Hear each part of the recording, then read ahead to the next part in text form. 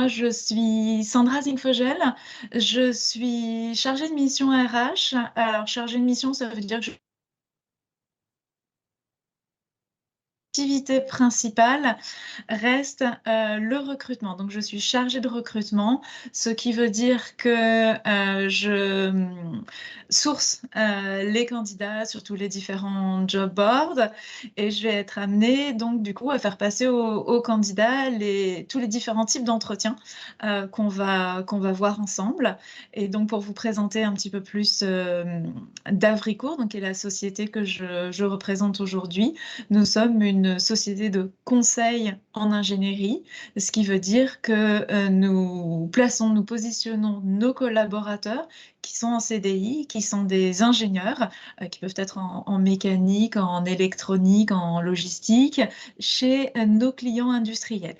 Voilà, donc un petit peu pour mon activité au quotidien et ce que je peux ce qui va me permettre de vous apporter quelques éléments sur nos attentes en recrutement aujourd'hui. Et je laisse la parole à Catherine. Bonjour à toutes, donc moi je suis Catherine Cellier, je suis RRH adjointe en industrie. Donc Terreal est un groupe industriel français et également avec une implantation européenne et mondiale. On fabrique des produits en terre cuite, donc on fabrique des briques et des tuiles qui font nos habitats à tous. Donc moi je suis RRH adjointe, donc j'ai un poste très généraliste avec du recrutement, de la formation, toute l'administration du personnel, le développement des compétences, etc. On est à 80% sur des métiers liés à la production, donc ça va être des métiers d'ouvriers qualifiés, mais également de techniciens. Et après, on a une partie service support. Et actuellement, je travaille sur un pôle industriel de 3 établissements en région Occitanie et en Espagne. Donc le recrutement fait partie de mon quotidien également comme Sandra. C'est pour ça qu'on a su trouver des points d'accroche dans nos métiers et dans nos attentes. Voilà. Donc, comme le dit Catherine, notre métier à chacune, en partie, c'est de faire donc du recrutement. Comme vous l'avez compris sur nos présentations, on vient toutes les deux d'univers différents. Et pourtant, un des premiers constats qu'on a pu faire ensemble, et ce qui est pour nous l'essentiel du recrutement et donc des entretiens, puisque c'est bien ce qui nous importe aujourd'hui, c'est qu'un entretien est une opération de séduction mutuelle. Donc, dit comme ça, c'est vrai que c'est pas forcément ce qu'on peut imaginer quand on n'est pas dans le métier ou qu'on ne fait pas des entretiens tous les jours, mais on a cette vision qui est là pour faire en sorte qu'un entretien est une découverte de deux personnes qui vont décider l'une comme l'autre, savoir si elles veulent travailler ensemble. Voilà. Et c'est ça, et c'est là que c'est vraiment important. Le candidat doit séduire l'entreprise le candidat doit séduire l'entreprise dans laquelle il veut postuler, mais l'inverse est tout aussi vrai. L'entreprise doit séduire le candidat qu'il veut recruter. Voilà. Donc, on va vous expliquer un petit peu tout ça. Et ce qui nous a frappé, Catherine et moi, c'est que nos attentes envers les candidats se rejoignent, mais on adapte nos attentes, et ça c'est très, très caractéristique en fonction du type d'entretien. Et c'est vrai qu'il n'existe pas un entretien, et donc on n'a pas toujours les mêmes attentes, puisqu'il existe différents types d'entretiens et donc des attentes qu'on fait évoluer en fonction de ces entretiens. Voilà. Catherine, je te laisse ajouter. Oui, le point que vient de vous présenter Sandra est vraiment primordial en fait dans nos réponses à la question quelles sont nos attentes. on a essayé de se mettre dans la situation où si nous, on vous recrute demain, en fait, on aura des attentes totalement différentes si vous venez postuler pour une période de fin d'études, pour un CDI, et on n'aura pas les mêmes attentes si on vous rencontre au mois de juin 2022 que si on vous rencontre en septembre 2023, parce que vous aurez également construit votre parcours et vous-même, vous aurez affiné vos choix et vos prétentions en termes de projets professionnels. Et dans le rapport de séduction, il faut vraiment que vous compreniez que c'est un rapport d'égalité. En tout cas, nous, on le voit comme ça et on le travaille comme ça dans notre quotidien. C'est un rapport d'égalité. Les employeurs ne sont pas en position de force, loin de là. Et on pense également qu'un entretien réussi et un recrutement réussi, c'est quand les deux ont trouvé un intérêt finalement à faire un bout de chemin ensemble, quelle qu'en soit la durée. Voilà. Et alors, avant qu'on rentre vraiment dans le détail, de nos attentes, on voulait savoir si justement vous aviez des questions préliminaires, et par exemple, pour qu'on puisse rendre un petit peu concrète notre présentation, si vous avez, eh bien, une échéance, là, à venir, eh bien, quelles sont vos questions pour qu'on puisse essayer d'y répondre pendant la présentation, puisque c'est quand même le but. Et puis aussi, si vous pouvez juste rapidement nous indiquer un petit peu quelles sont vos motivations et vos attentes vis-à-vis de cet entretien. Voilà, donc on va juste faire une petite pause pour vous laisser le temps de nous écrire vos questions et puis laisser le temps donc du coup à la modératrice de nous retransmettre vos questions si vous en avez.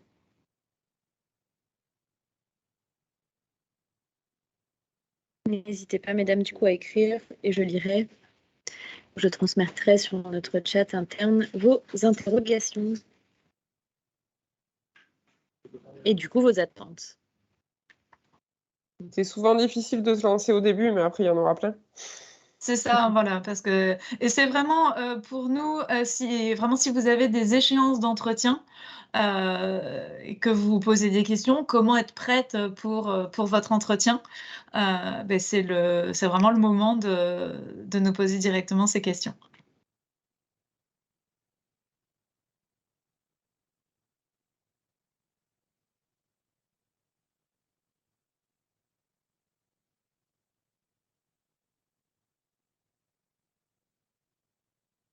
Joy, pour l'instant, vous pouvez nous dire si... Je les lis au fur et à mesure. J'ai une première question. D'accord. Qu'est-ce que les recruteurs attendent qu'on dise lorsqu'ils nous demandent nos prétentions salariales?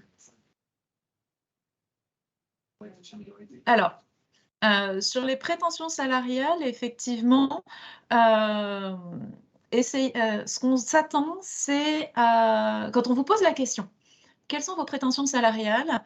c'est en général, pour savoir si, par rapport à notre besoin, donc l'annonce à laquelle vous avez postulé ou le poste qu'on envisage quand on a vu votre CV, et bien si ça rentre dans l'enveloppe que nous, on a imaginée. Puisque si par exemple, nous, de notre côté, on sait que alors je vais parler dans mon activité, je sais que mon client a une enveloppe, de 40 K par exemple, si le candidat que j'ai repéré ou qui a postulé me dit: «Beh voilà, moi, mes prétentions salariales, c'est 50», il est très important pour moi de poser la question dès le départ pour savoir si on peut avancer. Parce que si je présente un poste, qui intéresse le candidat, où on se plaît et cetera, mais si on se rend compte à la fin que finalement, les prétentions salariales ne collent pas du tout avec, ce que je peux offrir, je vais créer de la frustration et on aura tous perdu notre temps. Donc, c'est vraiment ce qu'on attend quand on pose la question: «Quelles sont vos prétentions salariales?» c'est de la transparence, pour savoir si on peut avancer, si ça sert à quelque chose, qu'on puisse, rentrer dans un processus de recrutement qui va, dans lequel on va investir du temps, dans lequel chacune des parties va investir du temps. Et pour compléter ce que dit Sandra, au-delà de la transparence, je pense que le recruteur peut vous poser la question pour voir si vous y avez déjà réfléchi, parce que c'est quand même, ça fait partie du recrutement. Donc c'est une question à vous poser en amont. Sandra, tu me dis si on ne partage pas le même point de vue, mais moi, quand je vous pose la question, quelles sont vos prétentions salariales, je parle en brut et je parle en brut annuel. Toujours. Toujours. Donc, un recruteur ne vous parlera jamais en net. Donc, préparez votre conversion à l'avance. Ça, c'est un point de préparation peut-être important. Et du coup, précisez vraiment si c'est, par exemple, 35-40 en salaire de base ou si c'est 40-42 en packagé avec, par exemple, les différentes primes ou autres. Mais on parle en brut. Et vous pouvez tout à fait dire, ben moi, ma fourchette basse, elle est de temps, et ma fourchette haute, elle est de temps. On n'est pas dans la négociation pour l'instant, mais on est juste dans l'adéquation pour vraiment vérifier que les deux parties se rencontrent une fois de plus. C'est ça. Merci. Complètement. Et c'est vrai que dans les métiers où il y a une grosse partie de variables, il est important aussi que vous nous disiez quelle est la partie variable et fixe. Parce que c'est vrai que sur un poste de commercial, on peut être avec un fixe à 35, mais il peut y avoir 15 ou 20 cas de variables. Et ça, c'est un élément aussi important à connaître et à avoir préparé. On va effectivement une autre question, ouais. le dire, la préparation est quand même importante. On vous laisse lire du coup les autres Oui. questions? On a une autre question, oui. Comment connaître les attentes des recruteurs? Savoir comment se préparer? Alors ça, finalement, c'est un petit peu ce qu'on va vous expliquer tout au long de la formation. Donc, on va pas répondre tout de suite, mais on répondra à cette question en filigrane au fur et à mesure de notre présentation. D'accord. J'ai une autre question. Bonjour, je me suis inscrite car c'est très intéressant de comprendre le point de vue du recruteur et de voir l'autre côté de l'entretien. J'ai une question. Quelle est l'attente d'un recruteur pour la question des qualités, défauts? Car je trouve cette question assez faussée puisque nous préparons tous et toutes des défauts qui n'en sont pas vraiment. Alors oui, on a anticipé cette question-là et nous avons prévu d'y répondre aussi au cours de la formation. Donc ça, vous aurez la réponse dans notre présentation. Pas d'autres questions pour l'instant.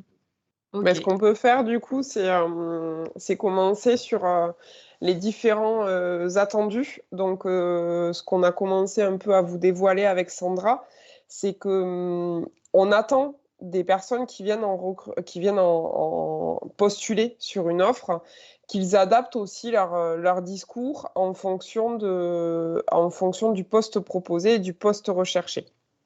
On a essayé de faire des grandes familles en fonction des échéances de recrutement que vous pouvez avoir dans les semaines ou les mois à venir.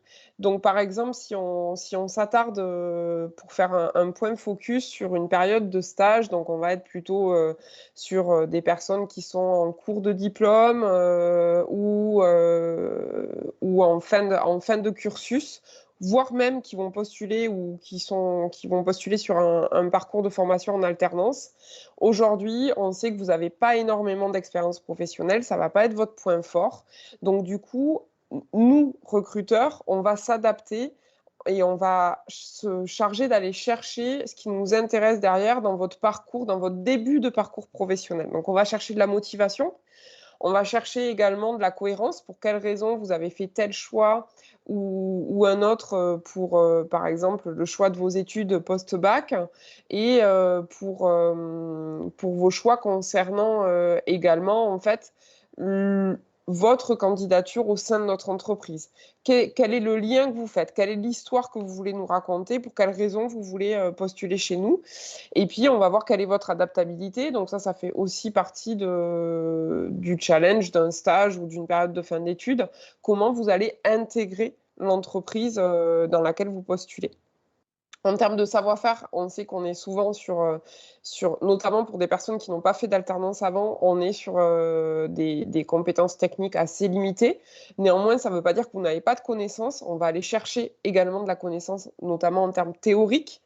Après, on va dire, c'est plutôt basique, mais il faut quand même rappeler certaines fois que tout le monde n'a pas la même aisance en termes de bureautique. Donc, on va aller chercher des candidates qui ont une aisance en termes bureautiques et une certaine rigueur, une certaine organisation et autonomie. Enfin, sur la partie de votre parcours, on sait que quelquefois, votre parcours professionnel, il est en cours de construction. N'hésitez pas à transposer vos expériences personnelles, quelles qu'elles soient, pour justement venir nous donner de la visibilité par rapport à ce que vous pouvez apporter à l'entreprise. Je pense que Sandra a une anecdote sur un étudiant qui a su en tout cas lui promouvoir ce qu'il faisait dans son cadre personnel pour montrer ses compétences d'organisateur. Voilà, tout à fait. Ça, c'était un exemple à l'époque où je travaillais en magasin, je recherchais des personnes pour mon équipe qui soient un peu débrouillardes, qui sachent trouver des solutions par elles-mêmes et qui soient autonomes. Et j'avais en face de moi un petit jeune qui était encore en école, je crois qu'il devait avoir 17 ans, qui avait quasiment rien connu du monde professionnel. Et quand je lui ai demandé juste de quoi il était, qu'est-ce qu'il avait déjà fait et de quoi il voulait me parler, il m'a parlé qu'il était très fier de lui parce qu'il avait organisé ses vacances avec ses potes sur la côte basque, qui s'étaient débrouillés pour qu'ils aient un véhicule, pour qu'ils aient un logement et pour qu'ils se retrouvent avec un objectif pour quoi faire. Et finalement, l'objectif, c'était de pouvoir faire du skate sur la côte basque avec ses copains. Et il était très, très fier de pouvoir m'expliquer comment il avait fait pour que les vacances avec tous ses copains se passent bien. Eh bien, finalement, à travers cette expérience de vacances, de loisirs, la personne avait su m'expliquer comment elle avait su être débrouillarde, autonome et trouver des solutions.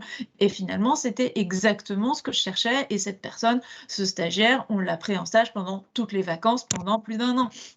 Donc voilà, quand on est jeune, on peut vraiment avoir des expériences qui ne sont pas professionnelles, mais qui sont très valorisables.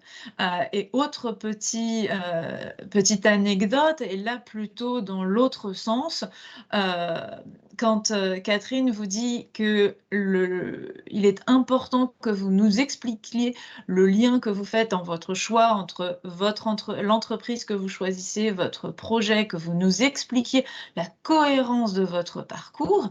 Je pense que Catherine et moi, ça nous est toutes les deux arrivé de nous retrouver face à des étudiants qui nous disent « Bon, bah écoutez, votre entreprise, elle a une bonne réputation. Moi, je suis capable de faire ça, donc finalement, je suis capable de faire ça, ça, ça, et je suis là, mais je sais pas trop ce que je fais là, en fait. » Voilà. Et ça, c'est typiquement le candidat qui ne s'est pas préparé et qui n'est pas capable de, comme le disait Catherine, de nous raconter une histoire et qui a quelque chose à raccrocher. Voilà. Entre ce qu'il veut et je crois que des étudiants, des jeunes qui savent ce qu'ils veulent, c'est très important à ce stade pour les entretiens, pour des stages, des alternances, des projets de fin d'études. On peut peut-être passer sur Exactement. un autre type d'entretien, par exemple. Alors, par exemple, si vous postulez sur une mission d'intérim ou un CDD, on va essayer de se projeter à court, moyen et long terme. Dans une mission qui est d'ores et déjà établie comme courte, ou en tout cas comme définie dans la durée, même si elle dure 1 an ou 18 mois, ce qu'on va chercher en tant que recruteur, notamment si c'est le cas dans des CDD de remplacement ou des missions de remplacement, c'est une rapidité d'adaptation. On va aller chercher ce savoir-être-là. Une personne qui sait rapidement s'intégrer dans une équipe, mettre ses compétences à disposition de la société, être réactif dans sa manière de travailler.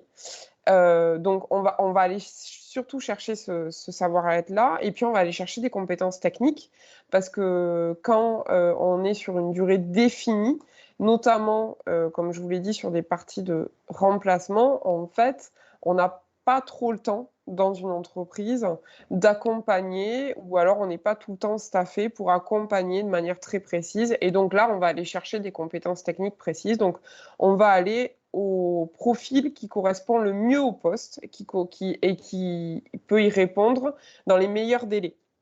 Donc, c'est souvent une disponibilité assez rapide. Par exemple, quand on recrute pour une mission qui doit commencer, imaginons, le 1er juin, vous pouvez, mais ça n'a pas grand intérêt, de m'envoyer une candidature en précisant que vous commencerez à être disponible au mois d'octobre. Dans ce cas-là, on voit que vous n'avez pas véritablement lu l'annonce ou axé votre candidature sur la disponibilité immédiate, ou en tout cas assez rapide, que le recruteur recherche. Et après, on voulait également s'attarder sur la partie projection. Pour le coup, je vous donne un autre exemple. Si la personne accepte ou souhaite un CDD par défaut et qu'elle continue à chercher un CDI, moi, en tant que recruteuse, je vais aller creuser cette partie-là en entretien, parce qu'en fait, c'est sur des attentes communes, une fois de plus, qu'on va s'accorder. Et si on n'a pas la même idée de la durée et la même projection en tête, ben finalement, ça va pas matcher. De la même manière, si une personne me dit moi, je souhaite dans 3 mois partir faire un tour du monde, si moi je lui propose un CDD de 18 mois, ben, c'est une fois de plus une projection qui ne se rencontrera pas. Donc, dans ce cas-là, on ne sera pas en adéquation avec le profil recruté. N'hésitez pas à nous couper si vous avez, ou en tout cas à faire remonter des questions au fur et à mesure de ces exemples. Peut-être, Sandra, tu peux nous présenter la dernière, on va dire, la dernière situation. Voilà, sur le dernier type en fonction du poste. Donc là, on en est toujours sur adapter votre discours en fonction du poste proposé. Catherine m'a laissé donc faire le lien finalement. L'idée de la projection, elle est vraiment très importante. Pour un CDD, comme Catherine vous le disait, si on cherche un CDI pour 18 mois et qu'on a quelqu'un qui nous propose 3 mois, ça va pas le faire. Là, la projection commune pour un CDI expérimenté est très importante, puisqu'on va vraiment aller chercher une personne qui va s'intégrer à nos équipes sur du moyen, sur du long terme. Donc, on cherche vraiment quelqu'un qui va être motivé pour notre entreprise, donc qui va pouvoir, comme on le disait pour le stage, faire le lien entre l'entreprise dans laquelle elle postule et son projet. On va chercher la volonté du candidat à vouloir s'investir dans le poste. Et effectivement, pour un CDI expérimenté, on va chercher si la personne a les compétences qui sont requises. Puisque même si c'est pour un CDI expérimenté, justement, si on cherche quelqu'un d'expérimenté, on cherche pas, on va pas vouloir une personne qui est tout juste sortie de diplôme, qu'il va falloir que l'on forme. On cherche des compétences précises que les personnes vont avoir développées dans leur précédente expérience. Donc là, pendant un entretien pour un CDI expérimenté, on va vraiment aller chercher dans le détail les compétences techniques dont notre équipe va avoir besoin. Voilà, c'est vraiment le background des expériences passées, en quoi les expériences passées du candidat vont pouvoir nous être utiles pour nous. Donc, il y a vraiment cette projection et donc c'est vrai, c'est là, dans ces cas-là, où on va vraiment aller dans le détail des expériences techniques. Et petit élément aussi, pour un CDI expérimenté, en plus des compétences techniques, c'est là que aussi on va attendre d'une personne qu'elle puisse s'intégrer dans une équipe souvent existante. Donc, en plus des compétences techniques, on peut être amené à poser des questions sur un petit peu le caractère. Alors, le caractère, c'est difficile à entrevoir en entretien, mais sur un petit peu la personnalité du candidat, pour savoir tout simplement si cette personnalité va pouvoir fonctionner avec les personnalités qui sont déjà sur place. Voilà. Puisque on est sur une projection à moyen long terme, donc il faut être sûr que la mayonnaise prenne en quelque sorte, c'est-à-dire que les personnes arrivent à travailler ensemble. Voilà. Petite pause de notre part à toutes les deux, si vous avez des questions par rapport donc aux différents typologies de profils de postes recherchés. Pour l'instant, il n'y a pas de questions, donc n'hésitez surtout pas. Hein, il n'y a pas de questions à ne pas poser. Profitez-en, c'est un moment vraiment d'échange avec Je pense que ça va nos venir interlocutrices. avec cette slide-là. C'est D'accord. ça. Catherine, je te laisse commencer. Oui, alors en fait, quand on a préparé cette intervention avec Sandra, on s'est posé la question, donc on vous a présenté les différentes catégories d'entretien en termes de parcours professionnel et d'évolution professionnelle à la fin des études, sur le premier job et un petit peu plus tard dans votre parcours. Et puis après, on s'est dit aussi que nous, dans l'entreprise, on faisait différents types d'entretiens. En fait, très souvent, on a un entretien de préqualification qui vient en amont, qui vient au tout début, qui vient dès le dépôt de votre candidature. Après, on a pour la plupart du temps un entretien RH mené par exemple, des fonctions comme la nôtre. Et après, un entretien plus technique. Quelquefois, l'entretien RH se passe au même moment que l'entretien technique, mais on ne va pas chercher les mêmes choses. Et c'est pourquoi on souhaitait, en tout cas, faire un petit focus sur ces différents types d'entretiens, puisque c'est pas la même manière de dérouler un entretien de préqualification qu'un entretien technique, et nos attendus en tant que recruteur ne vont pas être les mêmes. Donc, par exemple, si on s'attarde sur la partie préqualification, en termes de définition, ça se passe quand? Ça se passe au moment où vous avez candidaté. Ça se passe souvent par téléphone. C'est très rapide. En gros, on essaye de vérifier si votre candidature colle à nos attentes et vice-versa, pour ne pas faire perdre du temps aux deux parties. Et on cherche surtout des réponses succinctes et rapides. Donc, par exemple, pourquoi avez-vous postulé?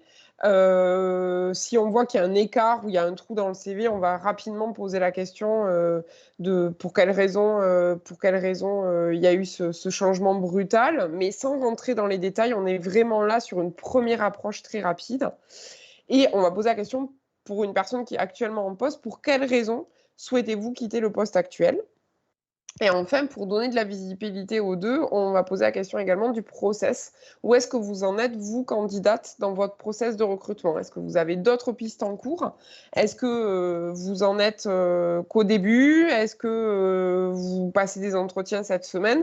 Ça va nous permettre, cette question-là va nous permettre, nous, de nous donner des indices pour savoir si on doit déclencher très vite sur ce type d'entretien après RH et technique, ou si on se laisse un peu le temps dans la semaine pour du coup fixer ces entretiens-là.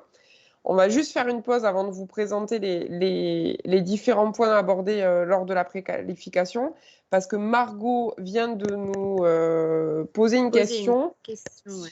Voilà, donc sur la question de Margot, c'est vous parlez des CDI expérimentés. Comment cela se passe pour un premier travail en sortant d'école? Est-il possible d'avoir directement un CDI? Et si oui, qu'est-ce qui est attendu? Alors, est-ce que tu peux revenir sur la slide précédente, Sandra, s'il te plaît? Bien sûr. Alors, hop, précédente. Alors, pour le coup, je vous donne, moi, un premier niveau de réponse. Je laisse Sandra compléter. On a focusé sur un CDI expérimenté, bien sûr que il y a plein de métiers où, en fait, dès le sortie de diplôme, c'est un CDI direct qui est proposé, notamment sur des métiers en tension. En fait, on sait que ça peut être un CDI qui est proposé. Donc oui, c'est possible d'avoir directement un CDI. Et qu'est-ce qui est attendu? Je dirais, c'est un mix, on va dire, entre les trois que vous avez sous les yeux. C'est qu'est-ce que vous avez comme connaissances techniques en sortie d'école, comme savoir-être en termes d'organisation, de rigueur, etc. Et finalement, c'est quoi votre projection en sortie d'école? Qu'est-ce que vous allez amener à l'entreprise à votre premier emploi en CDI? Et qu'est-ce que vous attendez, vous, de votre première entreprise qui va vous accueillir? Là, ça va être vraiment sur une rencontre. On ne va pas aller chercher de l'expérience passée parce que vous en avez peu ou pas. Mais par contre, on va aller chercher du savoir-être et on va aller chercher une projection commune et une cohérence dans le parcours et dans votre choix de candidater dans cette entreprise. C'est ça. Je rejoins tout à fait, Catherine, sur le fait qu'on s'est concentré sur le CDI expérimenté. Maintenant, le CDI, en sortie d'école, il est tout à fait possible et heureusement, qu'on donne l'opportunité à des jeunes diplômés d'avoir un CDI. Et effectivement, ce qu'on va rechercher, c'est un petit peu un mixte. Même si on va, rechercher une personne avec qui on peut se projeter à moyen long terme et on va, rechercher, quand même quelques compétences techniques que vous avez pu développer pendant, vos stages, vos alternances. Et c'est vrai que, vos stages et vos alternances, les expériences que vous allez avoir acquis à ce moment-là ont vraiment beaucoup d'importance pour choisir votre premier CDI. Très souvent, ce sont grâce aux expériences que vous avez acquises au cours de vos stages et alternances que vous allez pouvoir capitaliser sur ce que vous avez appris pour pouvoir, montrer la cohérence, ensuite pour, décrocher votre premier CDI. Voilà. Est-ce qu'il y avait d'autres questions sur cette Non, pas pour slide-là? l'instant. D'accord. Pas pour le moment. Okay. Alors, je vais me permettre de revenir un tout petit peu sur la préqualification puisqu'on s'est un petit peu interrompu. Il peut y avoir il m'arrive même d'avoir des personnes à qui je pose des questions vraiment très précises et qui commencent à rentrer dans un... Alors, je vais vous expliquer tout mon parcours. Non. Faut pas que les candidats se sentent frustrés parce qu'on les interrompt. Il faut bien savoir que la préqualification, elle est là quasiment tout le temps dans tous les process de recrutement mais il faut le savoir que ce qu'on attend, c'est vraiment des réponses précises. Et c'est là que très souvent va venir dès le départ la question sur les prétentions salariales. Comme on le disait à la personne qui nous avait posé la question au début, ce qu'on attend quand on pose la question sur quelles sont vos prétentions salariales, eh bien, c'est savoir dès le départ si ça va pouvoir matcher. Et c'est là. Et ces prétentions, ces informations-là, pour nous, elles sont au même niveau que la localisation du poste. Est-ce que vous êtes prêt à déménager? Est-ce que vous pouvez y aller? Est-ce que c'est pas trop loin de chez vous? Est-ce que vous êtes disponible dans 1 mois ou dans 4? Parce que c'est pas pareil. Et au même niveau, on peut être amené en fonction des postes à vous poser la question sur votre statut. Pour l'instant, on est, comme l'a dit Catherine, on est au téléphone, on fait rapide, mais et c'est le cas pour les personnes qui sont très souvent étrangères. On veut aussi s'assurer dès la préqualification que il va pas ça anticiper sur les échéances qu'on va avoir d'un point de vue administratif, puisque si vous avez un statut étudiant, eh bien il va y avoir un changement de statut à faire. Donc ça, c'est des choses aussi qui sont qui demande un investissement de notre part et qui est important pour nous de savoir si on a besoin de changer de statut, si vos papiers sont valables pendant le temps de où le process de recrutement va se faire, si la personne pour l'instant a les papiers valables, et puis si le process, nous on sait qu'il va être un petit peu long, et bien la personne, si elle n'a pas les papiers à temps, ça veut dire que quand va venir le moment de signer le contrat, eh bien la personne n'aura plus ses papiers valides. Donc ça sont vraiment des éléments sur lesquels il ne faut pas qu'il y ait de tabou et que vous sachiez, voilà, vous y répondez au tac au tac parce que c'est pour faire gagner du temps sur le process. Voilà.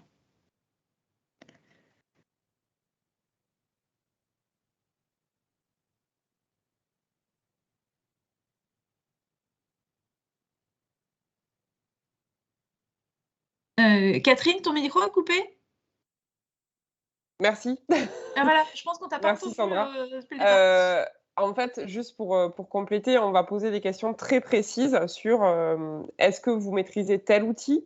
Est-ce que vous maîtrisez quel est votre niveau maîtrise, par exemple, de l'anglais?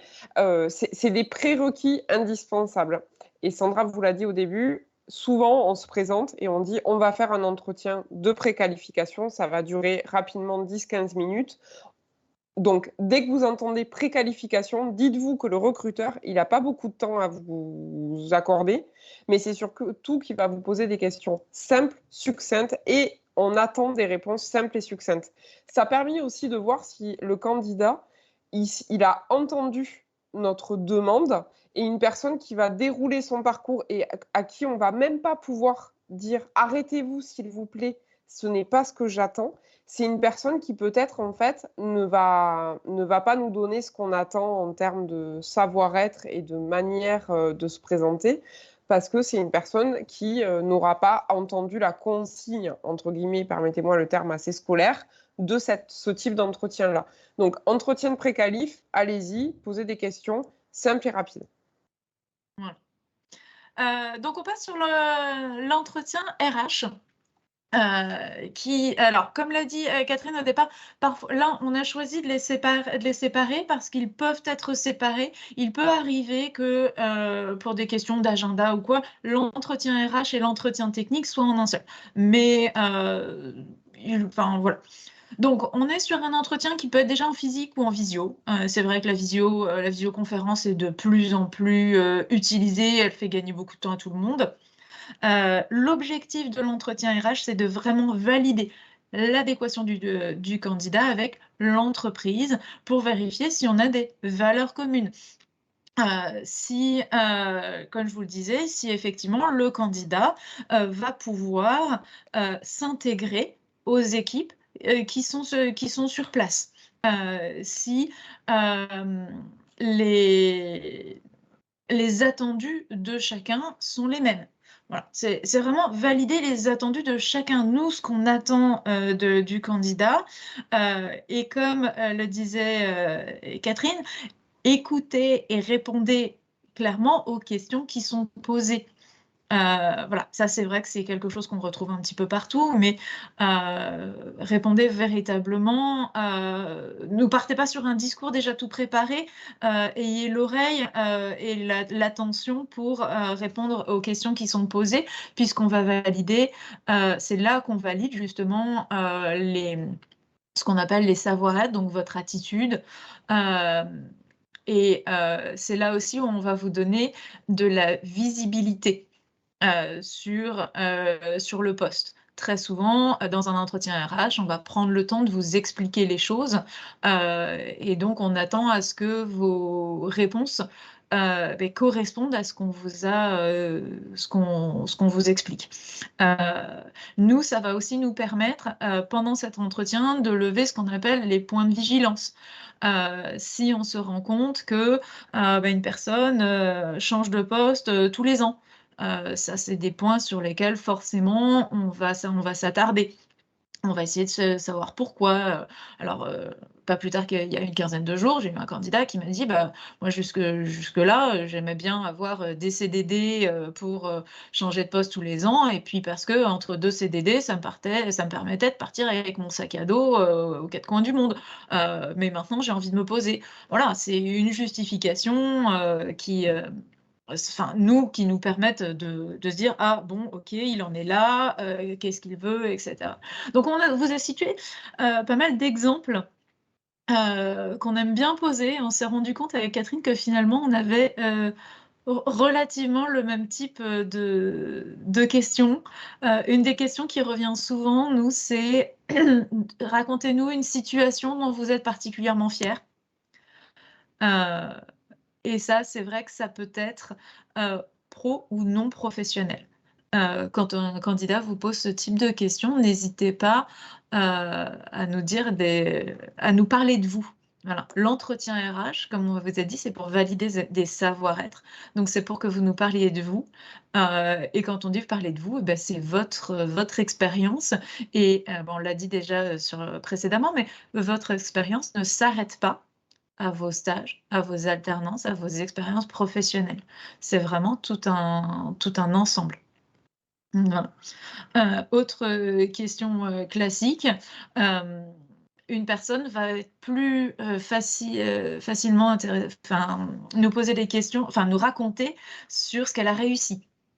Et soyez prêts à ce qu'à un moment on vous dise: «Bah, voilà, donc tout ça vous l'avez très bien réussi, mais on s'imagine que vous n'avez pas eu que des échecs, que des succès. Parlez-nous d'une situation difficile, d'une situation d'échec, quelque chose qui est que ou sur laquelle, vous avez réussi à vous relever». Voilà, en exemple, une candidate, il y a quelques mois qui me dit: «Ah mais moi mon échec le plus complet, ça a été mon permis, mais je l'ai repassé 5 fois parce que, ça a été quelque chose que j'ai eu beaucoup de difficultés, à passer». Voilà, c'est quelque chose, qui fait partie du parcours de cette personne et de la partie du profil de cette personne.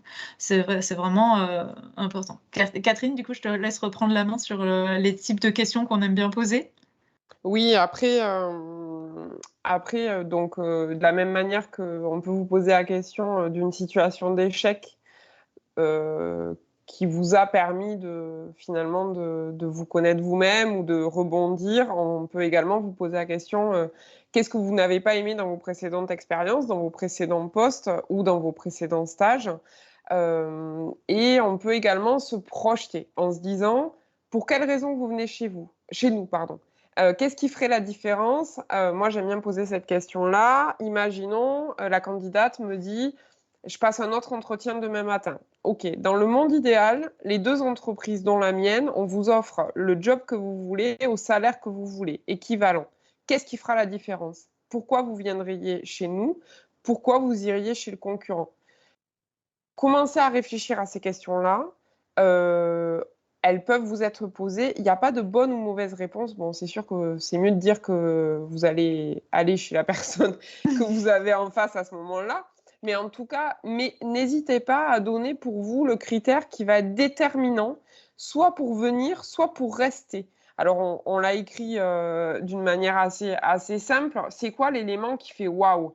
Qu'est-ce qui est différenciant dans l'entreprise dans laquelle vous postulez pour que si nous, on vous dit oui, vous acceptez direct? En fait, qu'est-ce qui est déterminant? Ça peut être, la politique RSE, ça peut être, le nombre de jours de télétravail possible, ça peut être, les valeurs dans l'entreprise, Mais comme c'est un espace, peut-être, de travail, qui n'est pas en open space. Ça peut être différents critères, mais qui sont pour nous intéressants de connaître. Après, on peut poser une dernière question, enfin une dernière, on peut poser plein de questions, mais également, hem, qu'est-ce que votre ancien manager, qu'est-ce que votre tuteur de stage, qu'est-ce que votre tuteur d'apprentissage, nous dirait de vous? Comment il parlerait de vous? Et moi alors on va commencer un peu à dévoiler peut-être la question, du savoir-être et du caractère, mais finalement, vous connaissez tellement bien, c'est quoi votre, axe d'amélioration pour occuper le poste qu'on vous propose pour demain? Peut-être que vous êtes une personne très perfectionniste et finalement, vous le savez, vous vous connaissez et vous faites un travail sur vous pour justement l'être un petit peu moins, d'être un petit peu moins dans le perfectionnement et dans le micro. On y reviendra sur la slide suivante. En tout cas, voilà, ça va nous permettre de lever des points de vigilance. Peut-être également, juste pour finir sur cette partie-là, ça va nous permettre également de déceler quels sont les points précis sur lesquels on va faire un contrôle de référence. Moi, j'ai eu, pas plus tard qu'il y a 2 mois, un candidat qui était très, très, très, très bavard. Je lui ai même posé la question, je lui ai dit, est-ce que vous considérez comme une personne bavarde? La personne m'a répondu, oui, bien sûr. Sauf que dans le job que moi je lui propose demain, est-ce qu'il ne va pas être trop bavard? Je ne veux pas le changer, il est qui il est, c'est sa manière d'être lui. Donc du coup, moi, mon contrôle de ref derrière, avec son accord, j'ai appelé ses anciens employeurs en disant, est-ce qu'il était trop bavard? Certains m'ont dit oui, certains m'ont dit non, certains m'ont dit oui, mais finalement, c'est ce qui fait aussi sa capacité à animer une équipe. Ok, ça m'a permis de vérifier cette partie-là. Sur l'entretien technique, donc là, c'est très souvent avec la personne qui sera votre futur manager, et votre futur manager va vouloir savoir si vous avez les compétences requises pour être opérationnel. Et là, on va vraiment chercher à valider des compétences techniques. Donc c'est là le plus souvent un entretien avec des questions extrêmement précises, pointues, où on va vous demander, dans telle situation, est-ce que vous êtes capable de faire ça? Et dans telle situation, comment vous réagissez? Comment vous faites? Où on peut même vous poser des questions sur comment faire des mises en situation. Les mises en situation sont souvent en fait sur des entretiens techniques, parce qu'on va vraiment chercher une compétence, et c'est là que votre futur manager va vraiment rentrer dans les détails du poste. Et c'est là aussi qu'on s'attend à ce que les candidats posent des questions. Quand on dit qu'on se projette mutuellement, c'est là que vous pouvez demander: et ça, vous, comment vous le faites? Moi, j'avais l'habitude de le faire comme ça. Est-ce que vous le faites de telle façon? C'est là qu'on peut demander aussi, et la journée type, et une semaine type, comment ça se passe? Vraiment pour aller dans le détail précis. Et c'est vrai que là, c'est parfois les entretiens qui sont peut-être les moins confortables pour les candidats, parce qu'on va vraiment aller chercher, avoir des réponses précises, et c'est vrai qu'il doit dissuader autant que cet entretien doit séduire le candidat.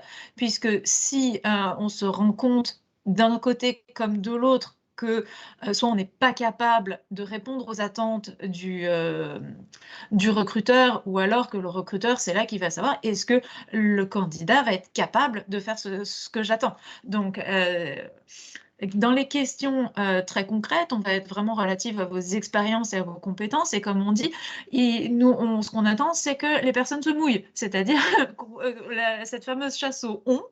Alors, dans mon équipe, on faisait ceci, on faisait cela, on a fait ça. Non, c'est qui on? C'est vous, c'est votre équipe. Vous avez travaillé en autonomie sur ces points-là. Vous avez été en binôme. C'était un travail que vous avez fait à 4. C'est un travail que vous avez fait sur quelle échéance de temps? Voilà, c'est vraiment des choses où on va pouvoir définir, vous pouvez nous décrire des process, comment vous fonctionnez exactement. Définir l'environnement humain dans lequel vous travaillez, c'est définir aussi les personnes avec qui vous travaillez. Est-ce que vous avez travaillé avec des techniciens, avec d'autres stagiaires? Est-ce qu'il y avait des personnes qui avaient 20 ans d'expérience qui vous ont après transmis du savoir? Voilà, c'est vraiment toutes ces choses-là qui sont importantes d'expliquer sur un entretien technique. Catherine, du coup, je te laisse reprendre. Oui, mais en fait, je pense que on va continuer sur la slide suivante, puisqu'on a une question qui s'y rapporte. Comme on se l'est dit, alors j'ai noté la question qui a été posée sur les questions qui peuvent faire peur. Ce que je vous propose, c'est qu'on résume, en fait. On cherche, avant de rentrer sur la question des défauts et des qualités également, on recherche un candidat qui s'est renseigné sur l'entreprise, qui n'arrive pas à l'entretien comme ça, sans s'être renseigné ni sur l'entreprise ni sur le poste, Il peut également, et c'est souvent apprécié, notamment avec les réseaux sociaux professionnels aujourd'hui, c'est assez facile, savoir si on vous donne le nom de la personne que vous rencontrez, aller voir son profil, aller voir le titre, sa fonction, pour essayer d'en savoir plus et de ne pas débarquer de la lune quand vous attaquez au moins l'entretien RH ou l'entretien technique. Pour la pré-qualif, c'est pas très grave. Un candidat qui connaît le poste pour lequel il est reçu, si par exemple, Sandra me donnait l'exemple également, une personne qui veut à tout prix, par exemple, faire du recrutement, il ne faut pas qu'elle postule sur un poste où on cherche une personne généraliste. Et l'inverse est vrai aussi. Et savoir pour quelles raisons vous candidatez et ne pas être opportuniste. On ne vous demande pas de nous brosser dans le sens du poil, il n'y a rien de plus rédhibitoire en entretien que non, on sait qu'on n'est pas les meilleurs, on sait qu'on n'est pas les plus beaux. Par contre, on sait qu'on vous propose un poste qui peut être correspondant à vos attentes. On sait qu'on ne cochera pas toutes les cases non plus. Donc, du coup, ne soyez pas dans la survente de votre profil, ne soyez pas opportuniste, mais à la fois, soyez transparent, soyez qui vous êtes finalement. On a juste besoin de savoir ce que vous avez envie. Juste pour le côté opportuniste, ce qu'on veut dire par là aussi, c'est que si vous nous racontez votre histoire et ce que vous cherchez, ce que vous voulez, et que au fur et à mesure de l'échange, on vous dit « Ah, eh bien, justement, bon, ça, vous ne l'avez pas vu, parce que… » Et on vous dit « Ça, c'est quand même important, tel aspect. » Et vous dites « Ah bah oui, alors je ne l'ai pas vu, mais par contre, je suis capable de faire ci, c'est ça. » N'allez pas inventer des choses. Voilà, ne vous rattrapez pas aux branches pour inventer quelque chose, alors que finalement, quand on vous a demandé de nous dire ce qui était important pour vous, vous n'avez pas du tout mis un accent dessus. Si à la fin, vous nous dites « Ah mais ça, c'est capital pour moi », alors qu'au départ, vous ne l'avez même pas mentionné, il y a pas… Là, pour le coup, on va se rendre compte qu'il y a de la cohérence qui manque. Donc, Voilà. pour aborder la question des qualités, des défauts. Alors, Sandra et moi, on s'est dit qu'on l'aimait pas trop, cette question, et à la fois, elle peut être assez commune, et elle peut être quand même posée dans les entretiens. Éviter les réponses toutes faites. C'est l'une des participantes qui l'a dit au tout début. En effet, on est souvent sur les réponses bateau où nos défauts sont nos qualités. Je suis perfectionniste, j'aime travailler en équipe, ou je suis très curieuse. Ça peut être un bon point, comme ça peut être assez rédhibitoire en fonction des postes, parce que tout le monde ne va pas chercher de la curiosité. Ce qu'on cherche par cette question-là, c'est surtout de la différenciation. Donc, pour répondre à la question, est-ce qu'il y a des réponses qui font peur? J'aurais tendance naïvement à répondre non. Tout dépend de la manière dont vous présentez votre réponse, en fait. Commencez à réfléchir, à répondre à une réponse, à répondre à une question en apportant des éléments, en apportant du contexte et des exemples. Si vos exemples sont cohérents avec les traits de caractère que vous présentez, nous, on va adhérer à cette histoire-là. Il n'y a pas, par exemple, oui, vous pouvez démontrer que vous êtes résiliente parce que vous avez eu une situation professionnelle ou personnelle compliquée. Ça ne va pas nous faire peur. Mais par contre, si dans votre parcours, vous montrez tellement de résilience qu'en tant que recruteuse, je me pose la question si vous êtes en capacité à un moment de vous affirmer, parce que le poste que je vous propose, c'est un poste où il faut savoir dire non. Du coup, peut-être essayer d'amener une réponse avec du contexte qui va me rassurer en tant que recruteuse. J'espère qu'on a répondu à la qualité, la défaut. Pour simplifier, la question risque de vous être posée, préparez-vous-y et évitez les réponses bateau. C'est ça. Et c'est très, très important de donner des exemples et du contexte, puisque ce que recherche un recruteur quand on donne les qualités et les défauts, c'est est-ce que la personne va être capable d'avoir un tout petit peu d'introspection sur soi? Est-ce que la personne a préparé la question et sait? Est-ce que la personne va être transparente pour être capable de le dire, mais c'est surtout en quoi elle va utiliser ces réponses pour montrer en quoi le candidat va utiliser ces réponses pour montrer qu'elle est différente. Voilà, qu'elle a sa propre personnalité, et c'est ça qui est très souvent demandé, c'est connaître un petit peu la personnalité du candidat. Autre question qui peut être posée, qui peut être utile ou pas, on l'a dit un petit peu au départ sur les loisirs.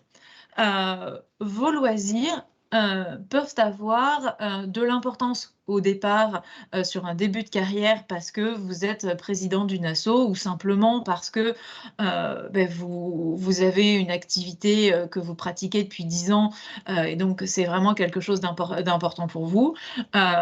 Évitez juste les sujets un peu trop communs comme je vais au ciné et j'aime la lecture. Voilà. Essayez là aussi de les utiliser comme des éléments de différenciation pour nous montrer qui vous êtes. Voilà. On a 2 questions précises sur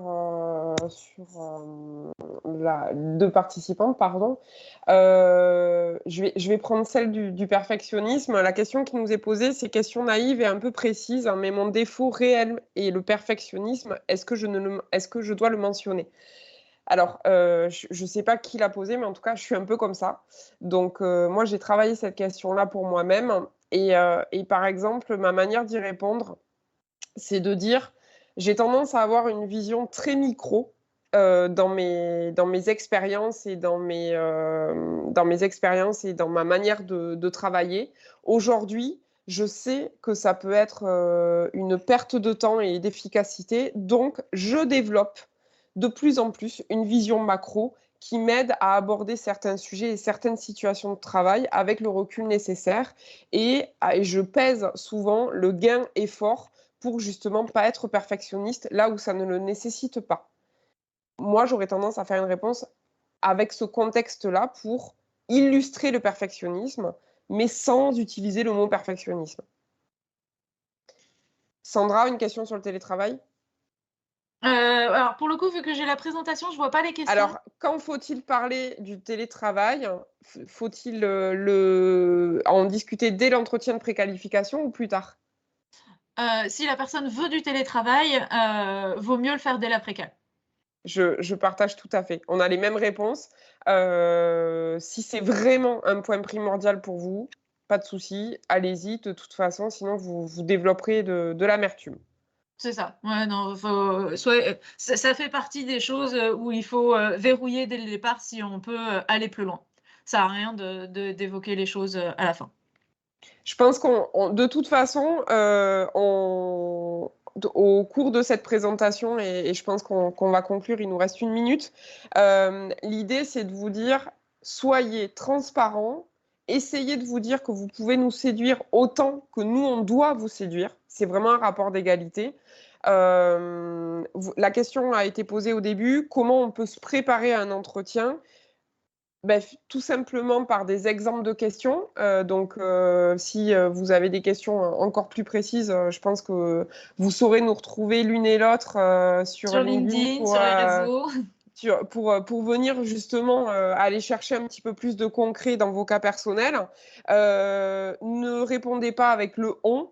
On veut savoir qui êtes-vous, qu'est-ce que vous avez fait. Soyez transparent. Et enfin, alors ça, c'est moi, ma petite manière de me préparer à un entretien et j'aide les personnes de mon entourage à le faire. Préparez-vous avec un entretien blanc. Si c'est vraiment le poste que vous voulez à tout prix, demandez à une copine, demandez à une personne qui est dans les RH, demandez à votre tuteur actuel ou à votre collègue de bureau de vous préparer et qu'il joue le rôle du recruteur. Ça permet aussi finalement de lâcher un coup de stress et de préparer l'exercice parce que ce n'est pas un exercice facile. Mais si vous voulez à tout prix le réussir, je pense que ça fait partie des pistes pour s'y préparer. C'est ça. Et renseignez-vous sur l'entreprise, sur le poste pour lequel vous êtes reçu. C'est aussi la meilleure façon de se préparer à un entretien, c'est de se dire qu'est-ce que moi je peux apporter en fonction de ce qui est demandé. Projetez-vous sur le poste. Faites comme si vous y étiez et pour les questions en général, à la fin, on vous demande toujours: «Est-ce que vous avez des questions?» Ayez des questions, mettez-en de côté et comment on peut se préparer à avoir des questions et à mettre des questions de côté? Eh bien, tout simplement en se renseignant et en se projetant, en se disant: «Si demain, c'est mon premier jour, comment je fais?» Voilà. Dernière question en quelques secondes, s'il vous plaît, pour permettre l'atelier suivant de commencer. Qu'attendez-vous comme réponse alors, attendez, ça a bugué. Alors, qu'attendez-vous comme réponse à la question « Comment vous voyez-vous dans 5 ans ?» De la transparence sur l'évolution souhaitée. Ouais, là, c'est vraiment une question qui est ouverte. Et ne répondez pas, je me vois toujours dans la même entreprise parce que vous imaginez que c'est ce qu'on attend comme réponse. N'imaginez pas ce qu'on attend comme réponse et répondez de la façon la plus transparente possible en fonction de ce que vous avez dans les tripes. C'est ça. Merci beaucoup, mesdames. Merci à vous. Merci à toutes les participantes. Merci. Il y a des merci qui pleuvent. Merci beaucoup. Au revoir. Au revoir, bonne journée.